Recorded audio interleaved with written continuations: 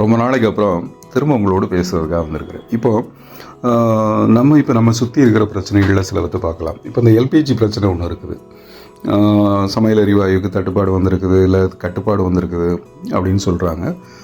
கத்தாரில் நடக்கக்கூடிய இந்த வளைகுடா நாடுகளில், மேற்காசிய நாடுகளில் நடக்கக்கூடிய இந்த போர் காரணமாக நமக்கு எரிவாயுவுக்கு தட்டுப்பாடு வந்திருக்கிறது அப்படின்னு சொல்லி இந்திய அரசு சொல்லுகிறது. என்ன காரணம் அப்படின்னு பார்த்தோம்னா, இந்த நேச்சுரல் கேஸ், இந்த எல்பிஜி நம்ம சொல்கிறோம் இல்லையா, லிக்விட் பெட்ரோலியம் கேஸ், இது பொதுவாகவே ஒரு சில நாடுகளில் தான் கிடைக்குது. நம்ம நாட்டில் அது போதுமான அளவுக்கு இல்லை.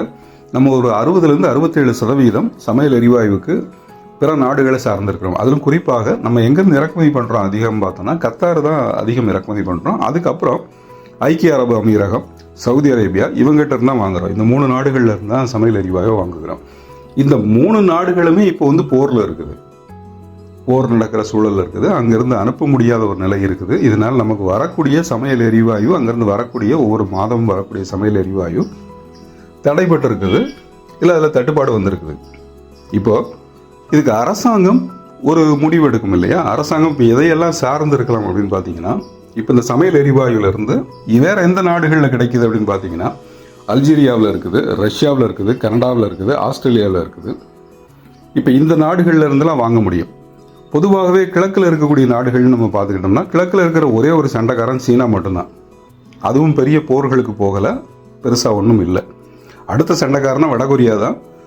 வடகொரியாவும் சைனாவும் பெரிய போர்களில் இப்போ ஈடுபடுறதுக்கு வாய்ப்பு இல்லை. எதிர்காலத்துலேயும் அவங்க பெரிய போர்களுக்கு போவாங்களா அப்படின்னா அது சந்தேகத்திற்குரியதான்.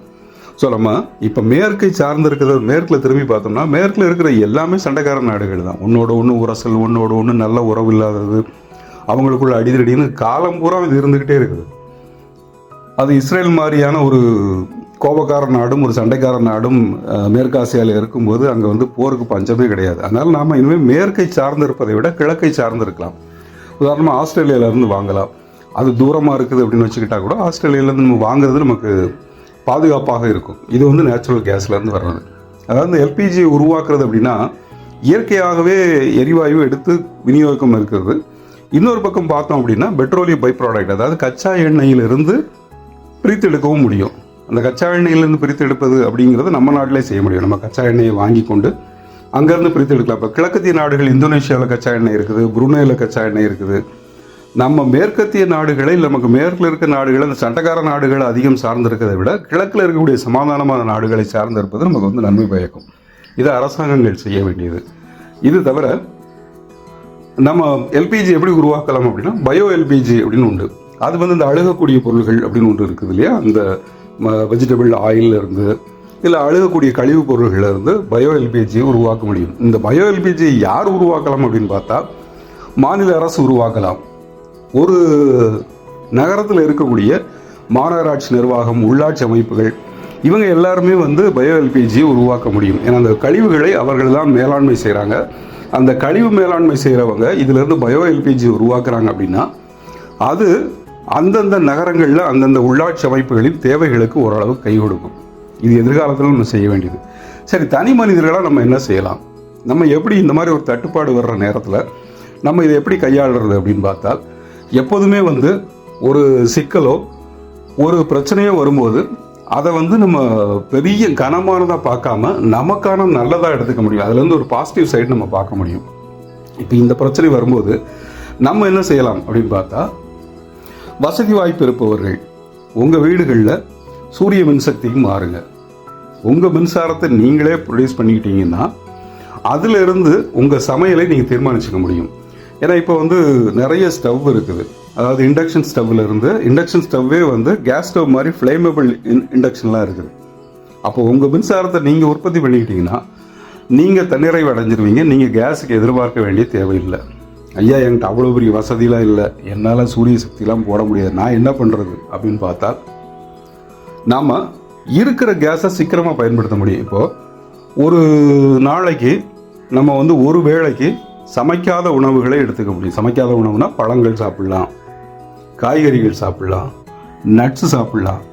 இந்த மாதிரி சமைக்காத உணவு, உதாரணமாக ஒரு தக்காளி இருக்குது, ஒரு வெள்ளரிக்காய் இருக்குது, ஒரு மாங்காய் இருக்குது, இதுகளெல்லாம் சமைக்க வேண்டாம், அப்படியே சாப்பிட முடியும் நம்மளால். இதெல்லாம் ஃப்ரூட் சாலடு, இந்த காய்கறி சாலட்னு சொல்லுவாங்க. அப்படி ஒரு வேளை உணவை எடுத்துக்கிட்டு சமைக்கும் போது ஒரு வேளை சமைச்சிக்கலாம்.